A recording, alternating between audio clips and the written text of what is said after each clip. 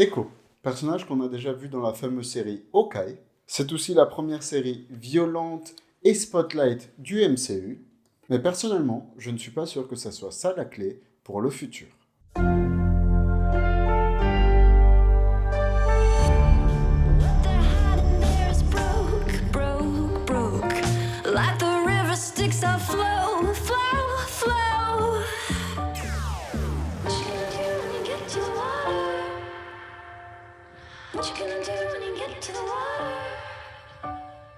Alors, avant qu'on parle de la série Echo, j'ai envie qu'on parle du fameux Spotlight.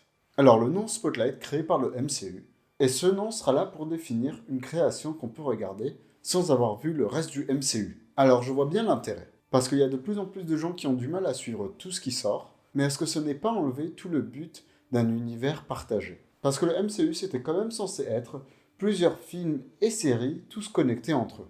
Donc si maintenant on commence à dire que certaines séries ou films ne sont pas obligés d'être regardés, ce qui veut au final dire que l'univers n'est pas vraiment connecté. Et attention, la série Echo va très bien dans ce sens. On peut totalement comprendre tous les aspects de la série, en tout cas les plus importants, sans avoir vu aucune série ou film avant. Mais je pense en vérité que le souci du MCU est bien plus profond, et réside plus dans la structure du post-endgame, plutôt que dans la qualité des films ou le fait que l'univers commence à devenir trop grand. Mais ça, au final, c'est à vous d'en juger. Maintenant, parlons de la série. Alors, je vais faire vite fait un détour autour du slogan mature que la série a reçu. Et c'est vrai qu'il y a des moments qui sont pas mal violents. Alors, c'est pas non plus l'exagération, on n'atteint pas non plus le niveau de Daredevil, mais ça reste prometteur, surtout quand on sait que Deadpool 3 va sortir plus tard dans l'année. Et surtout pour le peu de combats qu'il y a, elles ont toutes une bonne chorégraphie et très bien réalisée. Mention à l'épisode 1, qui a une sorte de plan-séquence avec une caméra très versatile, et qui faisait sentir chaque coup reçu.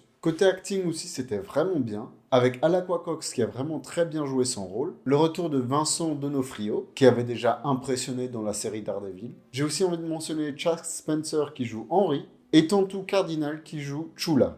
C'est un peu elle qui donne une touche d'émotion à une fin un peu décevante. Car oui, on va déjà rentrer dans les défauts de la série. Déjà, il y a pas mal de facilités scénaristiques. Comme par exemple un personnage qui se prend une balle dans la tête dans l'épisode 1, et finalement, on découvrira qu'il est vivant dans ses pas où. Genre, c'est pas normal que quelqu'un puisse survivre à une balle dans la tête. Puis on a le langage des signes, car oui, il faut savoir que Echo, elle est sourde, et donc une grosse partie des dialogues de la série sont faits en langage de signes. Et même s'ils réussissent à des rares occasions à faire comprendre la conversation sans mettre de sous-titres, il y a beaucoup de conversations qui sont perdues si on ne met pas les sous-titres nous-mêmes.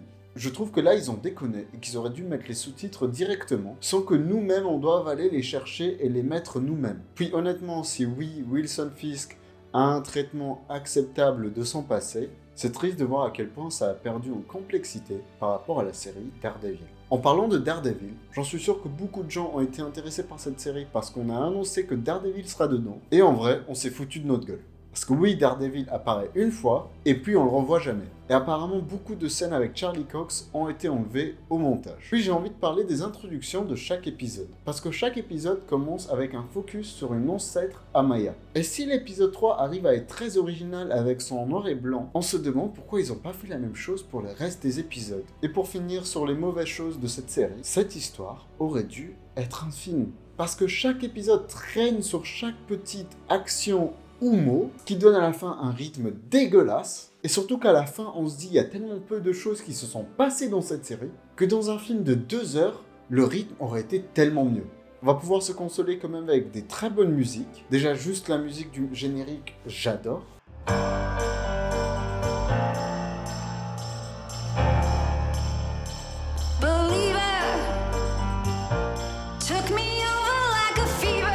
Et parler de la musique dans le MCU, c'est rare.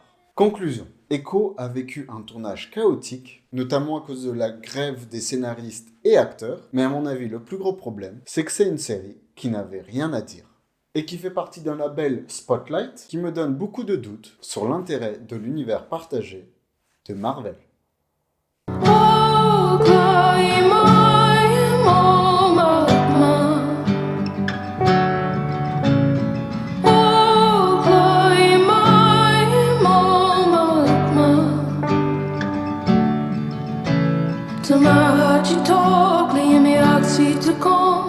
If only I Oakley, Jehovah, Papiachi Kyo.